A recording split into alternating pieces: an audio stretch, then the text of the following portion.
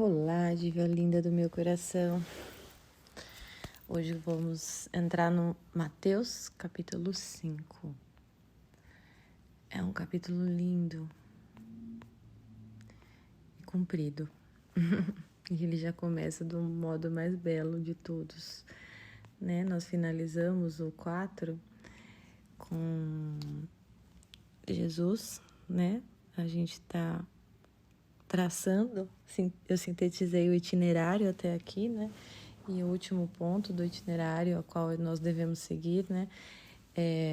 São os apóstolos que ele fez, né? Para a construção da rocha firme, né? Por Pedro, que é a igreja, para ensiná-los, né? Então, depois que ele pegou os apóstolos, ele começou a curar as pessoas, ensinar, né? Ali os apóstolos tiveram certeza que ele era o Messias, né? Pelos milagres, as curas que ele foi fazendo e sua fama foi se espalhando. Então perceba que ele é muito amoroso, né? Ele dá os milagres na vista daqueles que creem primeiro. Isso é muito importante. A fé tem esse princípio. Não dá para você ter fé se você quiser uma prova primeiro para ter fé. Então já não é fé. Porque se tem uma prova, então você não precisa mais da fé, né? A fé é justamente confiar naquilo que você não tem entendimento, que você não enxerga a lógica da coisa, que você não sabe, que você não vê, né? Tanto que quando a gente morrer, né, a fé não é mais necessária, não precisa mais, porque tudo será visto, né? Então, o princípio da fé é justamente você primeiro confiar, se entregar, e então ele se revela. Então ali ele revelou-se, né? Poderoso, né? Que a natureza obedece a ele e não ao contrário. E mais adiante a gente vai ver que ele recusou fazer isso para os fariseus, justamente porque eles não tinham fé. Eles queriam ver algum sinal para refutar, para achar alguma justificativa para refutar. O que prova que a pessoa que não quer acreditar, ela já escolheu, a sua liberdade já tomou essa decisão, né? Nós somos seres intencionais, então tudo que a gente faz tem uma intenção por trás, né? A gente não faz nada aleatório, por mais que possa parecer, por mais que você não tenha consciência, tem uma intenção, mesmo que você não tenha consciência dela, por falta de vida interior, por falta de reflexão, mas tem uma intenção, tá? E uma das coisas que eu faço, inclusive, nos directs com vocês é pôr à luz as suas intenções, as intenções daqueles que vocês me relatam, né? Naquilo que eu consigo perceber pelos fatos que vocês me dão. Então vamos à leitura do 5. Mateus 5. Vendo aquelas multidões, Jesus subiu a montanha. Então veja, ele curou muita gente, né? Então a fama dele começou a se alastrar por todo o canto. Então imagina uma grande multidão em que ele não conseguia nem andar direito. Pensa hoje, né, no Leonardo DiCaprio, revelando a minha idade, né? Quem é o famoso de hoje? Não sei, gente. Então eu vou ficar no Leonardo DiCaprio. E ele passando, né, na rua e tal, aquela multidão toda que ele não pode se mexer, tem que ter segurança. E lá os seguranças eram os apóstolos, né, que andavam em volta dele para ele não ser esmagado, né? Então essa noção a gente tem que ter, essa visão, né? Que eu acho que pouca gente reconhece, percebe isso, imagina isso, né? A gente precisa, faz parte da meditação discursiva, a gente se colocar naquela situação e imaginar. E o melhor modo de imaginar é a gente fazendo alguma analogia, né? Ou alguma alegoria, né? Com os nossos tempos. tá bom? É um modo de trazer para a realidade Jesus. Fala, nossa, ele é como eu, né? Então, quando você transporta para o seu tempo, como seria que foi o caso, do exemplo que eu dei do Leonardo DiCaprio, fica mais fácil de enxergar a humanidade de Jesus, né? Porque a gente tem uma ideia que ele é muito divino e não é humano. Nossa, então foi tudo sobrenatural, que ele andava, era um vento, era uma luz, né? Sei lá. A gente imagina mil coisas por falta de prática da meditação discursiva, né? Então tá. Ele subiu então numa montanha, ou seja, ele ficou num ponto mais alto, que seriam os palcos hoje, né, das pessoas que vão palestrar e falar alguma coisa, ensinar. Sentou-se, seus discípulos aproximaram-se dele. Então, abriu a boca e lhes ensinava, dizendo... Isso aqui, gente, é a coisa mais linda. É tudo que a gente deve almejar, né? São as bem-aventuranças. Quem já ouviu falar das bem-aventuranças? Eu acho bem interessante o nome, bem-aventurados, porque vem de aventura. Então, você seguir Cristo é uma grande aventura. E não é o que a gente busca nesse mundo, senão aventura, adrenalina, a aventura dos parques, dos esportes radicais, né? Do rafting, do rapel, do bungee, ou aventura amorosa, né? Aquela adrenalina, aquela sensação de que tô viva, né? Tá pulsando, o sangue tá circulando. Eu acho muito fantástico. Ele é muito perfeito, é impressionante. Eu fico assim, estupefada com a perfeição divina. E, assim, olha a palavra, é perfeita, bem-aventurados, porque é uma enorme, é uma das maiores aventuras, é a maior aventura você decidir ser cristã e seguir a Cristo. É a maior das aventuras, você pode apostar, que não tem nenhuma mais... com mais adrenalina e com mais desafios. Então vamos lá. Bem-aventurados os que têm um coração de pobre, porque deles é o reino dos céus. Coração de pobre. Coração de pobre é aquele que nada quer e tudo está satisfeito. Hoje, na minha oração matutina, São José tem falado comigo. E a palavra do dia era satisfeita. Isso me inculcou de um jeito, satisfeita, porque a primeira coisa que a gente pensa quando pensa nessa palavra satisfeita, a primeira associação que a gente faz é o hedonismo, né? Na hora, assim, imediatamente, que é o que está em voga mais, né? Você se satisfazer. É o excesso de prazer e tudo mais, né? E não. A palavra satisfeita, se você estar satisfeita, é fundamental para você conseguir seguir a Cristo. Quem não está satisfeita, não consegue, carrega um fardo muito pesado, que não é o fardo de Cristo, mas é o fardo da própria vontade, que não permite você estar satisfeita com o que tem. Você quer mais. E isso é pesado. A nossa própria vontade é pesada. Olha que interessante, gente. Edith Stein fala muito, um ponto que me chamou a atenção dela, não fala muito, mas um ponto que me chamou muita atenção é que ela reconhece, e eu vou ensinar isso para vocês nas aulas, vou ensinar tudo isso nas aulas da formação, do YouTube. Ela reconhece que a gente tem uma inclinação, uma motivação que é intrínseca a nós, né? E que não adianta a gente lutar contra isso. E não se trata da nossa natureza em si mesma, mas se trata do nosso núcleo.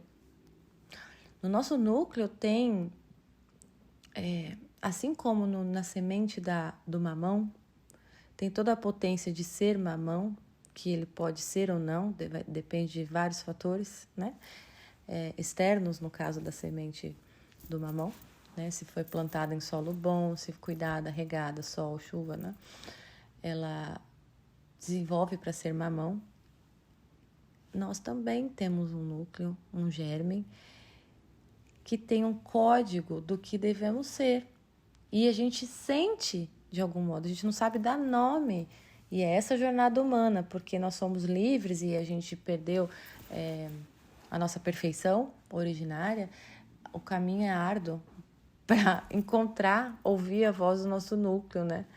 O mamão, né, não precisa pensar nisso, acontece. É só ele estar exposto nas condições ideais e acontece. A gente não. A gente precisa se esforçar, o trabalho árduo, que eu já falei em algumas meditações, para encontrar essa nossa finalidade pessoal. Eu estou falando aqui não da finalidade geral, humana, nem da específica uma mulher. Estou falando da individual. Deus pensou uma coisa para cada um de nós e cada uma de nós somos únicas. Então,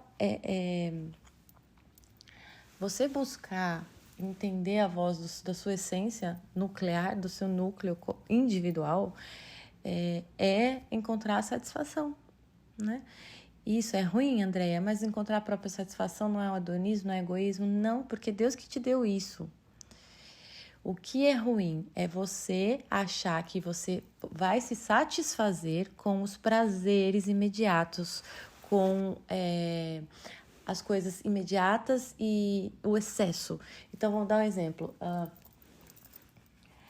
Eu percebo que eu tô sempre tendendo para o mesmo caminho desde pequena, sabe? Tem inclinações que eu gosto mais, depois a comunicação, ensinar, gosto mais do que refutar, argumentar, né? E que isso me acompanha desde pequena, né? Eu querer calar isso porque eu não sei equilibrar isso é um erro, entende? Eu não posso querer calar essa minha tendência que não fui eu que está no meu germe, porque me acompanha desde pequena. Então não é uma coisa superficial, né? Que eu adquiri pela minha vida social, pelos meus pais, por crenças. Não. É importante discernir o que é mais superficial do que é nuclear, né? Isso é um exercício diário, né? Mas o ponto é que se eu sei que eu preciso dar essa comunicação, mas eu tô com fome, eu tô cansada e eu atendo a essas coisas em detrimento disso que eu pressinto no meu núcleo, aí eu tô me satisfazendo hedonisticamente. Aí eu tô desviando o meu caminho para minha essência, o meu mamoeiro, eu me tornar uma floresta de mamões, né? E tô desviando a eu morrer, né? Eu não ser nada, a morrer e não ter sido nada, não ter manifestado o meu ser de mamão, que é o exemplo que eu dei. Vocês estão entendendo? Porque o que acontece? Quem faz isso todo dia, quando vê, já tá velhinha, já passou 40 anos na vida e, puxa, há 40 anos eu tô todo dia atendendo o meu estômago, tô distraída, ia lá fazer o que eu tinha que fazer do meu trabalho, para que meu núcleo me convoca, mas aí no caminho eu encontrei uma vitrine, eu distraí, encontrei fulano, eu me distraí, me deu cansaço, fiquei doente, então eu retroagi. E vive assim a maioria das pessoas por 40, 50 anos, por uma vida toda. Vocês estão captando o que eu tô falando? Isso é muito bom, né? Que me veio hoje de manhã. Então, buscar a sua satisfação é essencial para você estar satisfeita. Estando satisfeita, você fica vazia de si mesma, porque você estava já preenchida, então você se esvazia de si. Eu acho que eu já falei sobre isso, né? Que é um paradoxo. Que quando você se preenche e se alimenta dos nutrientes que você necessita e não dos prazeres imediatos que te distraem e que puxa a sua carne para baixo, para luxúria, para soberba, para avareza, para vaidade, para vanglória, para gula, né? Se você nega essas coisas e segue firme pro seu núcleo, né? Você se satisfaz mesmo, você está se preenchendo de nutriente. Se não, você acaba se distraindo e preenchendo todos os dias de satisfações vis, e não entende por que sente vazio ainda. E aí você fica cheia de si. Por que fica cheia de si? Porque você fica pensando em você mesma. Isso é estar cheia de si. Pensar em si mesmo. Poxa, mais um dia eu não fiz, estou me sentindo culpada. Aí você mentaliza a culpa sua e revive aquilo que você fez, que não devia ter feito, aí sente dor e tristeza e chora, aí, ai meu Deus, minha mãe tá vendo, eu não tenho jeito, aí quando viu já é meia-noite, tá vendo, ó, dormi tarde de novo, ai, de novo vou acordar tarde, amanhã vai ser tudo de novo, não, amanhã eu vou conseguir, e não, enfim, entenderam? Você tá cheia de si e está pensando o tempo todo em si, onde está a minha satisfação? E aí você vai buscando no imediato, tá bom? Então, pobre de tudo isso, na Bem-aventurança 1, que é pobre, coração de pobre. O coração de pobre é aquele que nada quer, que está satisfeito. E você consegue isso na medida que você caminha para o seu núcleo.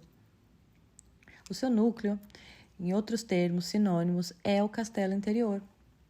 O seu núcleo é onde Deus habita. Então você tem, ele te deu uma potências, ele te deu uma potência individual tua para atingir a sua finalidade no seu modo individual de percorrer o caminho, né? E se você caminha nele, você está indo em direção ao seu núcleo, que é o castelo interior, que é onde Deus habita. Não é lindo? Então, coração de pobre é isso, tá? E quem consegue fazer isso, se esvaziar de si mesmo, e é possível isso, eu tô dando a dica, é possível isso, e não sou eu que tô dando a dica, isso foi me dado hoje por São José, e foi um presente fantástico, porque eu mesma me perguntava até ontem, né, o que é isso, como chegar nisso, né, de um modo mais prático, né, é justamente isso. Você pode e deve buscar a sua satisfação, mas esta satisfação nuclear e não a superficial dos nossos canais sensíveis, dos 5 sentidos que puxam a gente sempre para as coisas vis, né? Vazias. E estes ganham o reino dos céus, só isso, entra o reino dos céus, que é o castelo. É o castelo.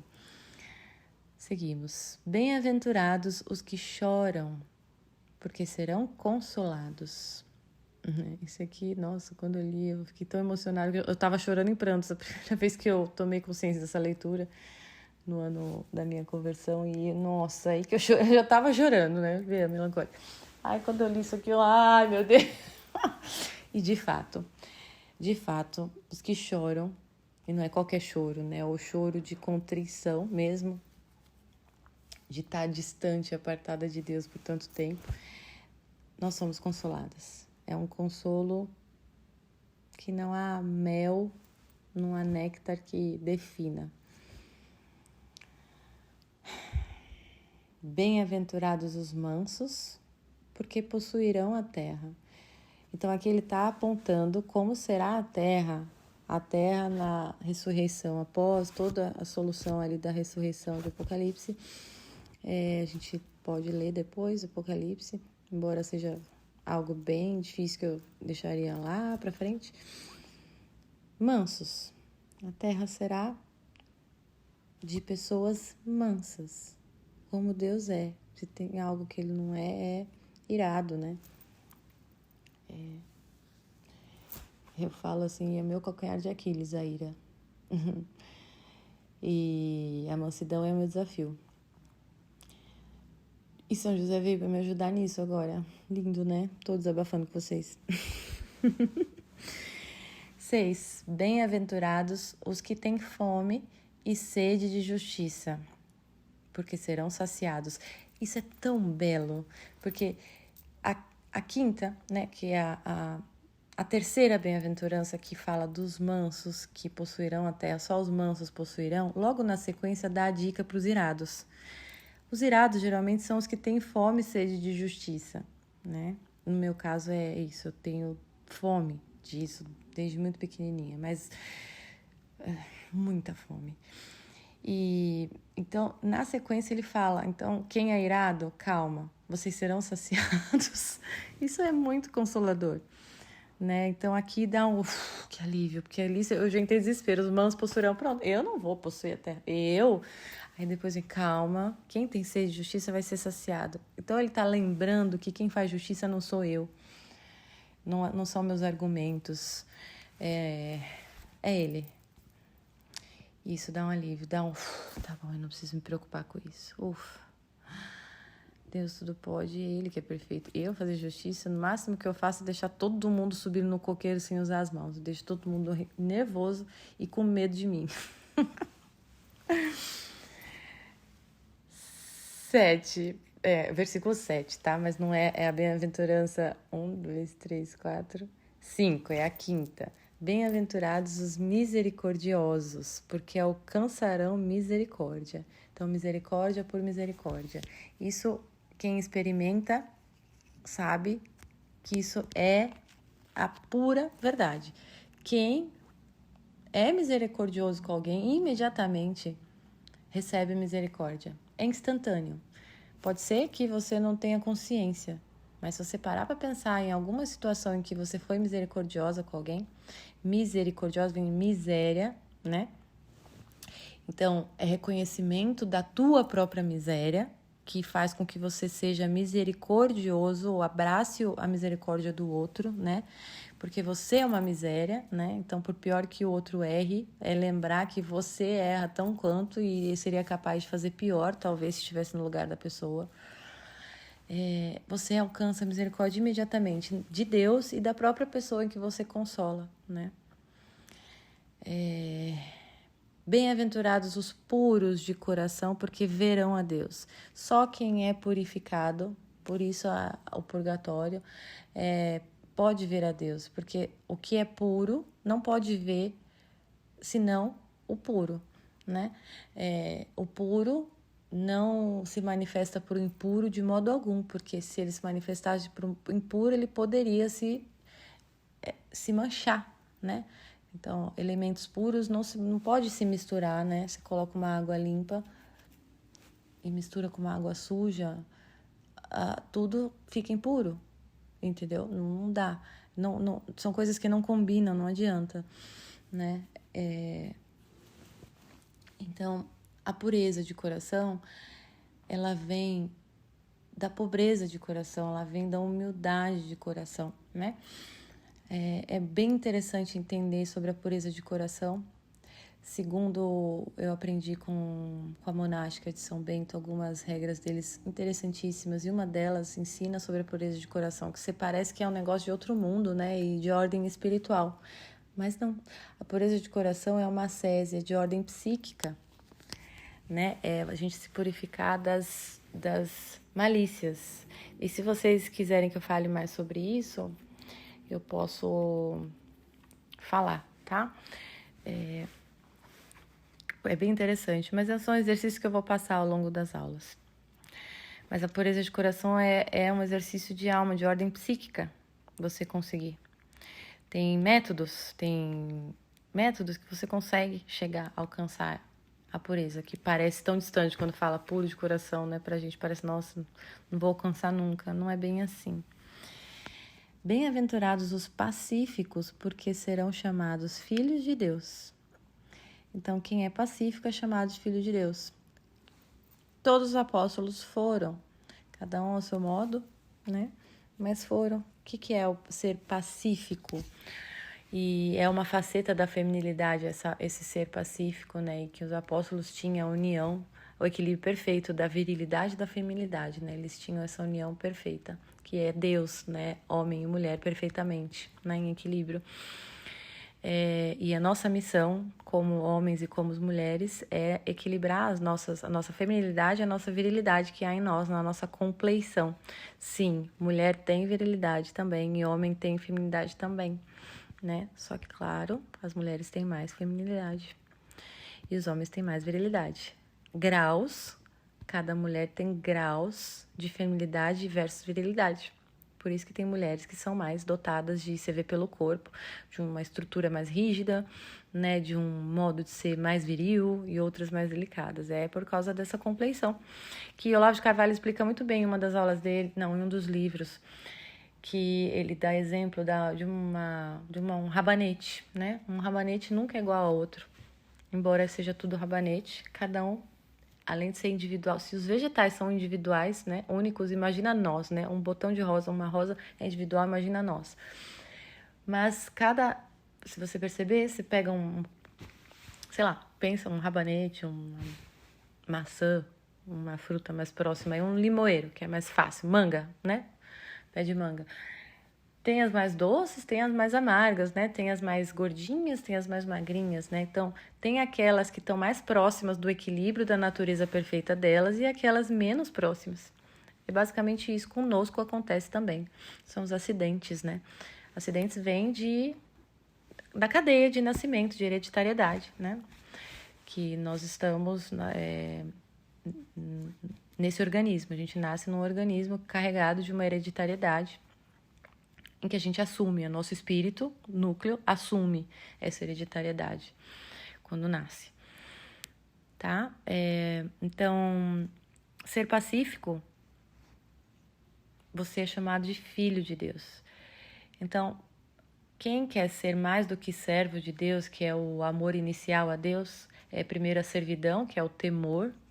Pelo temor, não é temor de coisa ruim, é o temor de respeito. É aquele temor inicial que os filhos têm pelos pais no início, de respeito. Não, ele é maior que eu, é mais poderoso que eu, vou respeitar. Ele me cuida, me protege, vou respeitar. Esse é o amor inicial, né? É o temor. E quem teme é o serviçal, geralmente, né? Então, é uma troca de amor aí de chefe, né? De autoridade e serviçal, né? Quanto mais você conhece esse chefe, né? Essa autoridade, e a criança vai crescendo e criando laços com os pais, vão entendendo, vão construindo um amor filial, né? Quando chega nesse ponto do amor filial, quando você entende que você é filho de Deus, e isso acontece quando você para de ter culpas, escrúpulos e se confessar, se sentir mal por qualquer pecado venial, esperando que você não peque nunca, o que é ridículo, porque Jesus veio por causa dos pecadores, senão ele não teria vindo, né? Porque todos somos pecadores, então a gente deve esperar que nós vamos pecar, mas assim que a gente deve ter a atitude de, assim que pecar, olhar para o céu e oferecer a Deus um sacrifício, uma penitência, como reconhecimento que pecou, né? E em coração contrito, entregar e esquecer a culpa, esquecer o que aconteceu, mas se ser fortalecido por essa entrega, renutrido para tentar de novo. E essa é a vida, né?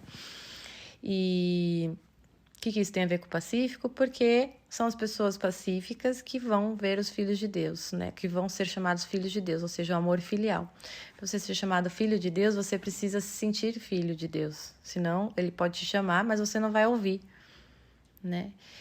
E só ouve quando você entende que é filho e não só servo, que Deus já adotou a gente, né, por Cristo. E quando você for pacífico. Então, mas quando você entende que é filho, você fica mais pacífico, né? Porque o escravo, né, o servo, ele fica tenso, com medo, né? De ser mandado embora, né? Essas coisas. A criança pequena, né? Se vocês notarem, elas têm esses medos, né? Mamãe, aí se a gente brinca, vai embora, filho, coisa assim, o filho entende literalmente. Nossa, será que vai me mandar embora? É isso, exatamente a ordem do amor dos filhos para os pais conforme cresce, que é o nosso com Deus. Isso é muito interessante de observar. Quem é mãe, perceba. E conforme vai criando laços, conhecendo os pais pelo convívio, pela conversa, pela troca, pela empatia, pelos cuidados, a coisa vai ficando pacífica. O coração da criança vai ficando pacífico e não mais tenso, né? Vai ficando pacífico, aberto, né? Aberto para errar sem medo, né? Então, quando a educação está indo bem, um dos sinais é esse. A criança, você percebe que a criança não tem medo de errar. E a criança que tem medo de errar, ela começa a mentir, né? Então, tem algo ali que não evoluiu o amor, né? Ficou no temor. A criança foi crescendo com os pais e continuou aquela noção de autoridade distante, né? E não um pai e uma mãe que ama pelo que ele é e não pelo que ele faz, né? E esse é o amor de Deus por nós. A gente precisa entender isso, né? Precisamos entender isso. E só entende isso conhecendo Ele, se achegando a Ele. E essa é a minha intenção nessas meditações dos evangelhos. Vocês verem como Ele é magnífico, como é amoroso, como é pacífico, como é bondoso, como é suave, como Ele está esperando a gente olhar para Ele como Pai e se entregar pacificamente para a gente ser finalmente chamados de filhos de Deus. Bem-aventurados os que são perseguidos por causa da justiça, porque deles é o reino dos céus. Veja só, as aventuras. Veja se não é a maior aventura que pode existir na face da terra para um ser humano nessa vida, se não essas bem-aventuranças. Não tem maior aventura que essa, para a gente assumir e sentir o coração pulsando, o sangue correndo, aquela adrenalina, né? Vamos lá. Estão compreendendo que é um chamado à aventura, né? É um chamado à jornada com sentido, com vigor, né? Com presença, com o corpo inteiro ali, pá! Você tá em apostos, em prontidão. Tipo, né? Tô aqui, tô inteira aqui, porque caramba, é tudo que eu queria, era viver uma vida como sentindo meu sangue na veia correr, né? Bem-aventurados que são perseguidos por causa da justiça, porque deles é o reino dos céus. Então, quem é perseguido por causa da justiça, ou quem defende a justiça de Deus, porque a única justiça que existe é a lei divina, né? Que consiste nos mandamentos, nas leis mosaicas e na lei do amor, que culminou todas as coisas e aperfeiçoou todas as coisas que Cristo trouxe na vinda dele, que nós estamos lendo. Porque deles é o reino dos céus, ou seja, um castelo interior onde eles estão. Os mártires, né? Os santos da igreja, né? Chegaram no reino dos céus ainda nesta vida. Isso é muito interessante ressaltar. É possível chegar na sétima morada, no castelo interior, que é o reino dos céus, ainda nesta vida, em vida. Santa Teresa d'Ávila conseguiu, Santa Teresinha e tantos santos conseguiram, né? Bem-aventurados sereis quando vos caluniarem, quando vos perseguirem e disserem falsamente todo mal contra vós por causa de mim. Olha só, contramão do mundo, não é? Então, quem é corajoso e herói mesmo é quem se deixa caluniar, se deixa perseguir, não se injuria com os falsos testemunhos que dão sobre si, né? As coisas erradas e ruins que a sogra fala de você, que fulano fala de você, que o próprio marido pode falar de mal contra você. Enfim, não se injuria com as calúnias, com as falsidades. Se todo isso, todo mal que você está passando é por causa de Deus, por causa de Jesus Cristo. Como fazer isso, Andréia? Então, aqui que o sofrimento da esposa, que sabe esperar, ela sabe esperar porque ela sabe disso aqui, dessa bem-aventurança. Ela sabe que quanto mais humilhada ela for, porque ela está sendo justa, porque ela está obedecendo à lei de Deus e os mandamentos de Deus, por exemplo, não vai pedir divórcio de modo algum, não vai desfazer o que Deus uniu conforme Ele escreveu, e nós vamos chegar nesse ponto da leitura, para vocês entenderem. Estou dando só esse exemplo, mas de vários outros. Se você está ali por causa da justiça, porque você foi honesta, porque você foi correta, porque você foi ética, todo mal, né? Você é uma bem-aventurada de todo mal que você sofre, tá? Então, você é uma bem-aventurada se você tivesse sofrimento por causa de Deus e não sofrer por causa de dinheiro, por causa de medo, insegurança. Não é isso, tá? Esse tipo de sofrimento, você não vai ver sentido nele, né? E eu penso em várias situações de clientes e seguidoras que me mandaram uns sofrimentos, né? Que não é de ordem da justiça e da ética, mas é de ordem psíquica da própria pessoa que tem medo de mudar a situação, que tem medo não tem coragem de se posicionar naquela situação, com medo de perder a herança, de perder, sei lá, seja o que for. Teme né? E eu volto ao capítulo 1 de Nossa Senhora, né? Quando ela engravidou e ela teve que ficar em silêncio, ela poderia ser apedrejada por todo mundo até a morte, mas ela confiou na justiça divina, né? Então é isso que eu tô falando, é essa bem-aventurança aqui que se trata aqui, tá bom? E essa última bem-aventurança, a promessa, vem num versículo só disso. Alegrai-vos e exultai, porque será grande a vossa recompensa nos céus, pois assim perseguiram os profetas que vieram antes de vós. Então, essa última bem-aventurança dá uma ênfase tão grande que é um versículo só para ela. Não está na mesma frase, está em outro parágrafo, né? Então, é uma atenção especial nessas pessoas que são perseguidas, que são humilhadas por causa dele, por causa da justiça e da ética. Alegrai-vos, ele diz, e exultai. Não só alegrai, mas exultai, exultação, exulte a si mesma em Deus, porque você está em Deus. A minha alma se engrandece no Senhor, o Magnificat. O meu espírito se exulta de alegria.